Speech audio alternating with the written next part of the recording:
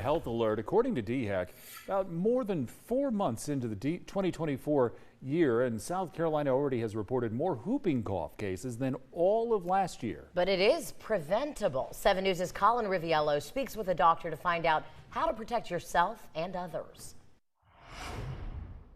As of May 7th, there were 81 cases of whooping cough reported in the state. That's according to DHEC.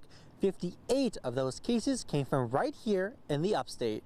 Pertussis, or whooping cough, is a respiratory disease caused by bacteria. Dr. Viril Oza is a physician based in Greenville. Statistically, there's not much of a difference from last year, but the numbers have gone up significantly. According to the South Carolina Department of Health and Environmental Control, so far this year, there have been 81 cases statewide. The upstate is the only region with more reported cases than a year ago, a 76% increase. Whooping cough is entirely avoidable, which is the beauty of it. That if patients, meaning children, are vaccinated for it, then it's a highly avoidable condition. But it's not only a problem for children.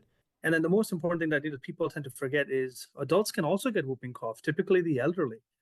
People, those who are immunocompromised, people, those who are currently undergoing, say, cancer therapy, cancer treatment, chemotherapy, things like that. So what's driving up the case count in the upstate? It's hard to explain what changed from year to year.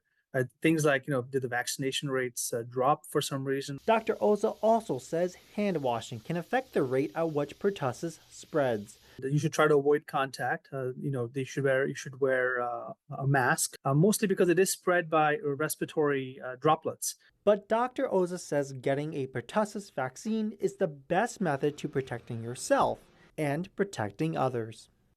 Dr. Oza says the best thing you can do if you think you might have a case of whooping cough is to go see a medical professional. In Spartanburg County, Colin Riviello, 7 News.